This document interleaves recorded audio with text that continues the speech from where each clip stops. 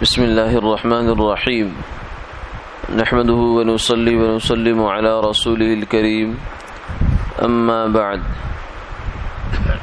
قال النبي صلی اللہ علیہ وسلم سبعة يظلهم الله تحت ظله يوم لا ظل إلا ظله امام عادل وشاب نشأ في عبادة الله او كما قال علیہ الصلاۃ والسلام۔ حضور نبی کریم صلی اللہ علیہ وسلم نے ارشاد فرمایا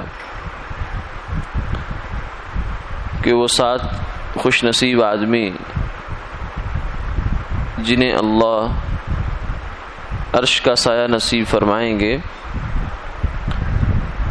جس دن کے اللہ کے سائے کے سوا کوئی سایہ نہیں ہوگا۔ ان میں سے ایک تو انصاف پرست حکمران تھا، اور دوسرا شاب نشأ فی عبادت اللہ، وہ جوان ہے جس کی جوانی اللہ کی عبادت میں شروع ہوئی۔ جوانی کی جو ابتدا ہے وہی اللہ کی فرما برداری میں، اس کی عبادت میں اور اس کو راضی کرنے کے جذبات کے ساتھ شروع ہوئی۔ یہ جو 7 انسان اس میں ذکر فرمائے ہیں، 7 قسم کے لوگ ذکر فرمائے ہیں، یہ جو سمجھیے کہ 7 گروہ ذکر فرمائے ہیں، یہ سب وہ ہیں کہ جنہوں نے حالات کی اور جو جذبات کے تقاضے ہیں ان کی مخالفت کر کے نیک کام کیا ہے۔ یعنی ان کا ماحول اور حالات ایسے تھے کہ وہ برائی کی جانب اور غلط کام کی جانب زیادہ دعوت دینے والے تھے،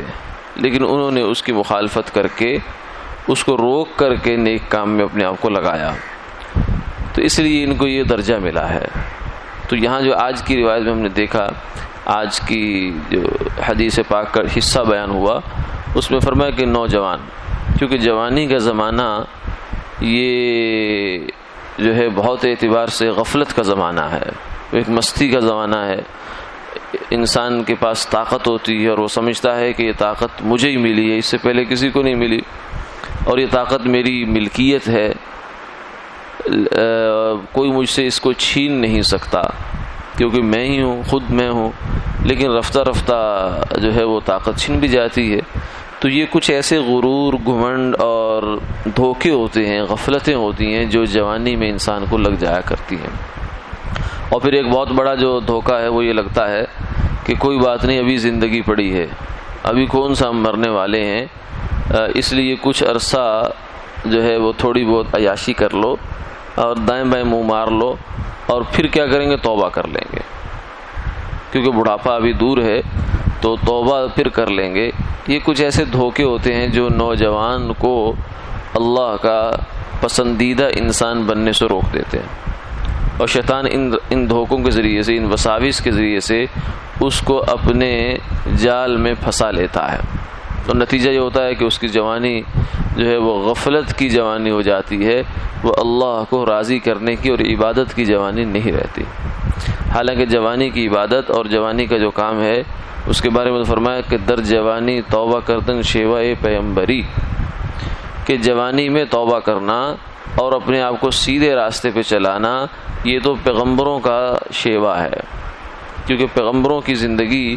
وہ ساری کی ساری اللہ کی فرما برداری کی زندگی ہوتی ہے، نبوت سے پہلے بھی اور نبوت کے بعد بھی۔ تو جو آدمی جوانی میں اپنے آپ کو سیدھا رکھتا ہے وہ تو ایسے ہے جیسے پیغمبروں کے راستے پر چل پڑا۔ ایک اور اللہ والے ہیں ابو اسحاق رحمہ اللہ تعالی، ان کا ایک مقولہ مشہور ہے، فرمانے لگے کہ جو آدمی بڑھاپے میں جا کے توبہ کرتا ہے اور نیک راستے کو اختیار کرتا ہے تو وہ نیک تو ہو جاتا ہے، اس کا نیک ہو جاتا ہے، گناہ گاروں کی فہرست سے اس کا نام نکال دیا جاتا ہے، لیکن اس کے پاس حکمت کے اور معرفت کے وہ خزانے نہیں آ سکتے جو ایک نوجوان کی توبہ پر آتے ہیں۔ یعنی جوانی میں جو انسان توبہ کرتا ہے اور اپنے آپ کو اللہ کے راستے میں لگا دیتا ہے، نیک کاموں میں لگاتا ہے، تو اس کے دین میں کچھ اور ہی نکھار ہوتا ہے.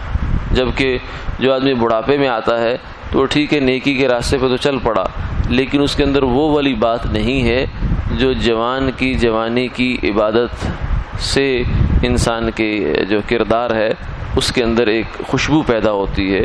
اور ایک رونق پیدا ہوتی ہے، ایک تازگی پیدا ہوتی ہے، وہ اس میں نہیں ہے. اللہ تعالی ہمیں عمل کی توفیق عطا فرمائے.